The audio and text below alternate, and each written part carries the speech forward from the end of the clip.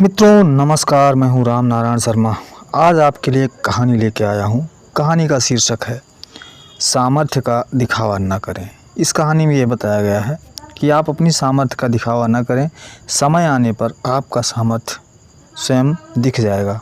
केवल कर्म करते रहिए, कर्म में मत चूकिए, कर्म ही प्रधान है। तो आइए देखते हैं कहानी में क्या है। एक राज्य में एक पंडित जी रहा करते थे। वह अपनी बुद्धिमत्ता के लिए प्रसिद्ध थे। उनकी बुद्धिमत्ता के चर्चे दूर दूर तक हुआ करते थे। एक दिन उस राज्य के राजा ने पंडित जी को अपने दरबार में आमंत्रित किया। पंडित जी दरबार में पहुंचे। राजा ने उनसे कई विषयों पर गहन चर्चा की।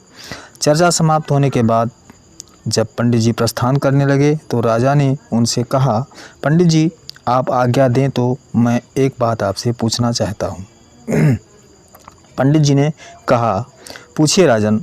आप इतने बुद्धिमान हैं पंडित जी, किंतु आपका पुत्र इतना मूर्ख क्यों है? राजा ने पूछा। राजा का प्रश्न सुनकर पंडित जी को बुरा लगा। उन्होंने पूछा, आप ऐसा क्यों कह रहे हैं राजन? पंडित जी, आपके पुत्र को ये नहीं पता कि सोने और चांदी में अधिक मूल्यवान क्या है। राजा बोला। ये सुनकर सारे दरबारी हंसने लगे। सबको यूं हंसता देख पंडित जी ने स्वयं को बहुत अपमानित महसूस किया, किंतु वे बिना कुछ कहे अपने घर लौट आए। घर पहुंचने पर उनका पुत्र उनके लिए जल लेकर आया और बोला, पिताश्री जल ग्रहण करें। उस समय भी सारे दरबारियों की हंसी पंडित जी के दिमाग में गूंज रही थी। वह अत्यंत क्रोध में थे। उन्होंने जल लेने से मना कर दिया और बोले, पुत्र जल तो मैं तब ग्रहण करूँगा जब तुम मेरे इस प्रश्न का उत्तर दोगे। पूछिए पिताश्री, पुत्र बोला। ये बताओ कि सोने और चांदी में अधिक मूल्यवान क्या है? पंडित जी ने पूछा। सोना अधिक मूल्यवान है, पुत्र ने तपाक से उत्तर दिया।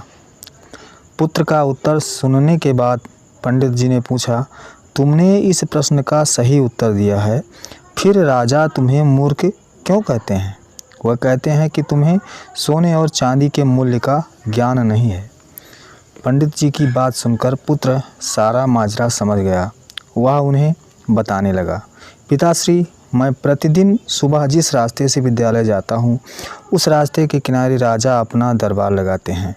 वहाँ ज्ञानी और बुद्धिमान लोग बैठकर विभिन्न विषयों पर चर्चा करते हैं। मुझे वहाँ से जाता हुआ देख राजा अक्सर मुझे बुलाते हैं और अपने एक हाथ में सोने और एक हाथ में चांदी का सिक्का रखकर कहते हैं कि इन दोनों में से तुम्हें जो मूल्यवान लगे वो उठा लो। मैं रोज़ चांदी का सिक्का उठाता हूँ। यह देख वे लोग मेरा परिहास करते हैं और मुझ पर हंसते हैं। मैं चुपचाप वहाँ से चला जाता हूँ। पूरी बात सुनकर पंडित जी ने कहा, पुत्र जब तुम्हें ज्ञात है कि सोने और चांदी में से अधिक मूल्यवान सोना है, तो सोने का सिक्का उठाकर ले आया करो। क्यों स्वयं को उनकी दृष्टि में मूर्ख साबित करते हो? तुम्हारे कारण मुझे भी अपमानित होना पड़ता है।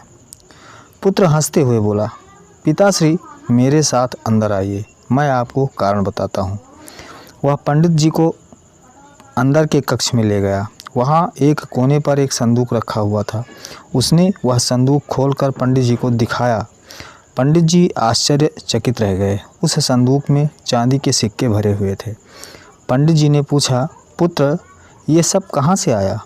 पुत्र ने उत्तर दिया, पिताश्री राजा के लिए मुझे रोकना और हाथ में सोने और चांदी का सिक्का लेकर वो प्रश्न पूछना एक खेल बन गया है। अक्सर वे यह खेल मेरे साथ खेला करते हैं और मैं चांदी का सिक्का लेकर आ जाता हूँ। उन्हीं चांदी के सिक्कों से ये संदूक भर गया है। जिस दिन मैंने सोने का सिक्का उठा लिया उस दिन ये खेल बंद हो जाएगा, इसलिए मैं कभी सोने का सिक्का नहीं उठाता। पंडित जी को पुत्र की बात समझ में तो आ गई, किंतु वे पूरी दुनिया को ये बताना चाहते थे कि उनका पुत्र मूर्ख नहीं है। इसलिए उसे लेकर वे राजा के दरबार चले गए। वहाँ पुत्र ने राजा को सारी बात बता दी है कि वो जानते हुए भी चांदी का सिक्का ही क्यों उठाता है। पूरी बात जानकर राजा बड़ा प्रसन्न हुआ। उसने सोने के सिक्के से भरा हुआ संदूक मंगवाया और उसे पंडित जी के पुत्र को देते हुए बोला, असली विद्वान तो तुम निकले। मित्रों, कभी भी अपने सामर्थ्य का दिखावा मत करो, कर्म करते चले जाओ। जब वक्त आएगा तो पूरी दुनिया को पता चल जाएगा कि आप कितने सामर्थ्यवान हैं। उस दिन आप सोने की तरह चमकोगे और पूरी दुनिया आपका सम्मान करेगी। तो मित्रों, ये कहानी आपको कैसी लगी? अगर ये कहानी आपको अच्छी लगी हो तो इस कहानी को अपने मित्रों में भी शेयर करो। अगर ये कहानी आप यूट्यूब चैनल पर देख रहे हैं तो मेरे यूट्यूब चैनल को सब्सक्राइब कीजिए। अगर आप फेसबुक पेज पर देख रहे हैं तो मेरे फेसबुक पेज को फॉलो कीजिए और अपने मित्रों में भी शेयर कीजिए, जिससे नई नई जानकारियाँ आपके मित्रों को और आपको मिल सके। तो मित्रों, अब रामनारायण शर्मा को दीजिए इजाज़त। फिर मिलते हैं किसी अगले नए वीडियो में, किसी इंटरव्यू के साथ, किसी कहानी के साथ। तो तब तक के लिए नमस्कार, जय हिंद, जय भारत, वंदे मातरम।